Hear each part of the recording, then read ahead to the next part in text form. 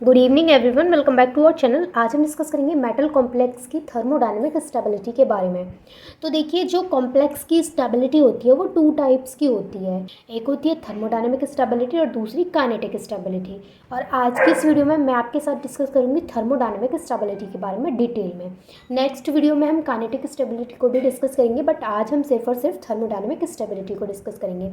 तो देखिए, सबसे पहले आपको हेडिंग डालनी है thermodynamic stability of metal complex. उसके बाद देखिए, ये जो थर्मोडायनेमिक स्टेबिलिटी होती है कॉम्प्लेक्स की, इसको हम ऐसे डिफाइन कर सकते हैं कि मेटल और लिगेंड के बीच में जितना ज़्यादा स्ट्रॉन्ग इंटरेक्शन होगा, यानी जैसे मेटल और लिगेंड से क्या बनता है, कॉम्प्लेक्स बनता है। तो जैसे हमारे पास ये मेटल आयन है और ये हमारे पास लिगेंड है, तो इन दोनों के बीच में जितना ज़्यादा स्ट्रॉन्ग इंटरेक्शन होगा, तो जो कॉम्प्लेक्स का फॉर्मेशन होगा हमारे का, वो जो कॉम्प्लेक्स होगा वो थर्मोडायनेमिकली मोर स्टेबल होगा। क्लियर, समझ में आया आपको? देखिए, मैंने क्या बताया कि सेंट्रल मेटल आयन और लिगेंड के बीच में जितना ज़्यादा स्ट्रॉन्ग इंटरेक्शन होगा उन दोनों के बीच में, उतना ही ज़्यादा जो कॉम्प्लेक्स है, जो फॉर्म होगा, वो थर्मोडायनेमिकली स्टेबल होगा। तो इस वजह से हम जो थर्मोडायनेमिक स्टेबिलिटी है उसको इक्विलिब्रियम कांस्टेंट के टर्म में एक्सप्रेस कर सकते हैं। अब वो कैसे करेंगे वो हम डिस्कस करेंगे। तो सबसे पहले आपको ये चीज़ नोट करनी है कि we can define the thermodynamic stability of a complex. हम थर्मोडायनेमिक स्टेबिलिटी को डिफाइन कर सकते हैं कॉम्प्लेक्स की। कैसे? If the interaction between metal ion and ligand is strong. Metal ion और लिगेंड के बीच में जितना स्ट्रॉन्ग इंटरेक्शन होगा, the complex formed would be thermodynamically more stable. तो जैसे ये है सेंट्रल मेटल लाइन और ये हमारे पास लिगेंड, इनके बीच में जितना स्ट्रॉन्ग इंटरेक्शन होगा, तो जो हमारे पास कॉम्प्लेक्स का फॉर्मेशन होगा, तो ये जो कॉम्प्लेक्स होगा वो थर्मोडायनेमिकली मोर स्टेबल होगा। यहाँ तक क्लियर? उसके बाद there for the thermodynamically stability may be expressed in terms of equilibrium constant. तो हम यहाँ पर जो थर्मोडायनेमिक स्टेबिलिटी है उसको इक्विलिब्रियम कांस्टेंट के टर्म में एक्सप्रेस करेंगे for the formation of complex के फॉर्मेशन के लिए। तो सबसे पहले हमने यहाँ पर एक रिएक्शन ली है। यहाँ पर हमारे पास मेटल आयन है Cu2+ और हमारे पास लिगेंड है 4NH3। अब यहाँ लिगेंड और मेटल के इंटरेक्शन से क्या बना है, ये कॉम्प्लेक्स का फॉर्मेशन हुआ है। ये क्या है? Tetraammine copper second ion. ये जो Cu है वो Cu यहाँ आ गया मेटल आयन।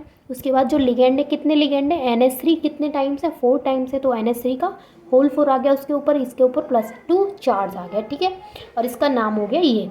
अब देखिए, इसके लिए अगर हम इक्विलिब्रियम कांस्टेंट की वैल्यू लिखेंगे तो वो किस तरीके से लिखेंगे हम ये समझते हैं। देखिए, हम इस रिएक्शन के लिए, यानी हम ये जो पूरा हमने रिएक्शन किया है अभी, हम इसके लिए इक्विलिब्रियम कांस्टेंट लिखेंगे Ks। और इक्विलिब्रियम कांस्टेंट की वैल्यू हम कैसे निकालेंगे? यहाँ पर Ks इज इक्वल्स टू, हम क्या करेंगे, Ks इज इक्वल टू, सबसे पहले तो जो हमें कॉम्प्लेक्स का फॉर्मेशन हुआ है, यानी जो प्रोडक्ट मिला है, उस प्रोडक्ट को यहाँ पे लिख लेंगे एज इट इज़। तो मैंने यहाँ पर ये प्रोडक्ट को एज इट इज़ लिख लिया। उसके बाद ये जो सेंट्रल मेटल आयन, जो रिएक्टेंट है हमारे पास, उन दोनों रिएक्टेंट को हम यहाँ लिख देंगे। ध्यान रहे कि जैसे यहाँ पर हमारे पास NH3 कितने टाइम्स है? 4 टाइम्स है, तो 4NH3 है, तो हम यहाँ पर 4NH3 को नहीं लिखेंगे। जैसे हमने यहाँ पर 4NH3 था और यहाँ पर लिखा, तो हमने NH3 का होल 4 करके लिखा।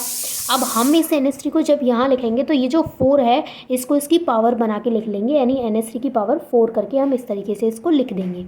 समझ में आ गया? और Cu2+ एज इट इज़ आ गया।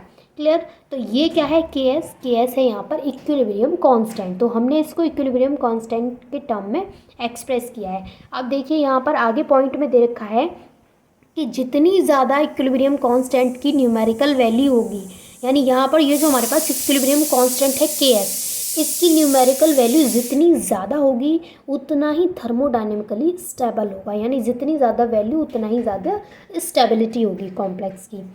तो आपको ये पॉइंट यहाँ पर नोट करना है, larger the numerical value of Ks more thermodynamically stable.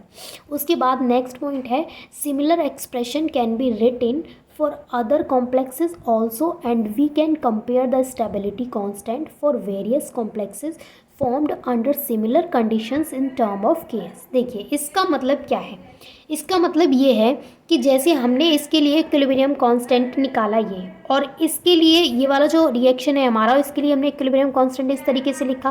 तो यहाँ पर जो इक्विलिब्रियम कांस्टेंट की वैल्यू है वो होगी 4.5 इंटू 10⁻21।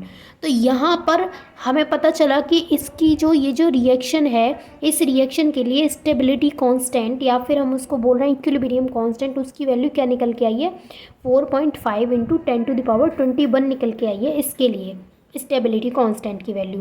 तो हम यहाँ पर अदर रिएक्शंस ले सकते हैं, बहुत सारी रिएक्शंस ले सकते हैं, और उन सब के लिए इक्विलिब्रियम कांस्टेंट को निकाल के उन सब की जो वैल्यू आएगी स्टेबिलिटी कांस्टेंट की, तो हम उन वैल्यू को आपस में कंपेयर करके ये बता सकते हैं कि जिसकी जितनी ज़्यादा इक्विलिब्रियम कांस्टेंट की वैल्यू होगी वो ज़्यादा स्टेबल होगा, जिसकी कम है हम बता देंगे कि वो कम स्टेबल है, जिसकी ज़्यादा है हम बता देंगे कि वो ज़्यादा स्टेबल है। अब इस चीज़ को मैं आपको एग्जाम्पल की हेल्प से समझाऊंगी, पहले आप इस पॉइंट को नोट करिए। तो ये पॉइंट मैंने आपको अभी एक्सप्लेन कर दिया है, एग्जाम्पल मैं अभी आपको दूंगी, आप फटाफट से इस पॉइंट को नोट करिए। देन आप लिखिए कि ये जो हमारे पास इक्विलिब्रियम कांस्टेंट है के एस, यहाँ पर ये जो के एस है उसके लिए वैल्यू क्या है, 4.5 इंटू 10⁻21 उसके लिए वैल्यू है। क्लियर है? अब देखिए, जैसे कि मैंने अभी आपको एक्सप्लेन किया था कि हम दो या दो से ज़्यादा रिएक्शंस ले करके उनके लिए इक्विलिब्रियम कांस्टेंट की वैल्यू निकाल करके, और फिर उनके लिए जो इक्विलिब्रियम कांस्टेंट की वैल्यू आई है उसको हम कंपेयर करके बता सकते हैं कि कौन सा थर्मोडायनेमिकली ज़्यादा स्टेबल है और कौन सा लेस स्टेबल है। तो जैसे मैंने यहाँ पर दो रिएक्शंस लिए हैं, जैसे मैंने आपको वहाँ पिछली वाले रिएक्शन में बताई थी के एस की वैल्यू 4.5 इंटू 10⁻21, वैसे ही हम यहाँ पर दो रिएक्शन हमने लिए और उन दोनों के लिए हम इक्विलिब्रियम कांस्टेंट की वैल्यू को कंपेयर करेंगे, और उसके बाद हमें पता चलेगा कि कौन सा थर्मोडायनेमिकली ज़्यादा स्टेबल है। तो जैसे यहाँ पर हमने लिया है Ag+ को, और उसको रिएक्ट करवाया हमने अमोनिया के साथ, 2NH3 के साथ रिएक्ट करवाया है।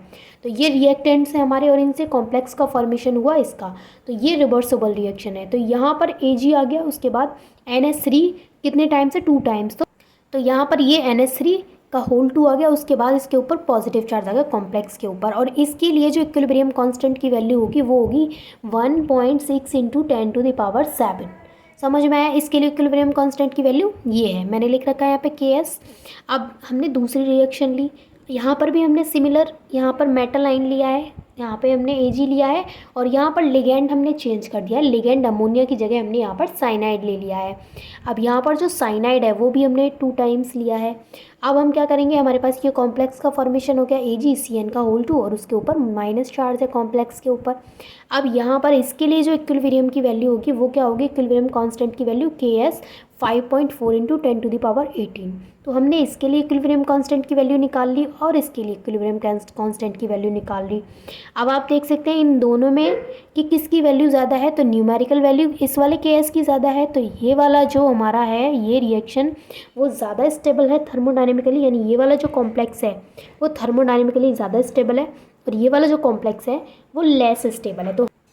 तो हमने समझा मेटल कॉम्प्लेक्स की थर्मोडायनेमिक स्टेबिलिटी के बारे में। तो हम इस तरीके से कंपेयर करके बता सकते हैं कि जो कौन सा कॉम्प्लेक्स ज़्यादा स्टेबल होगा और कौन सा कॉम्प्लेक्स कम स्टेबल होगा, क्योंकि हमने यहाँ पर इक्विलिब्रियम कांस्टेंट की वैल्यू पता कर ली, और उनको कंपेयर करके इसको ईजिली फाइंड कर सकते हैं।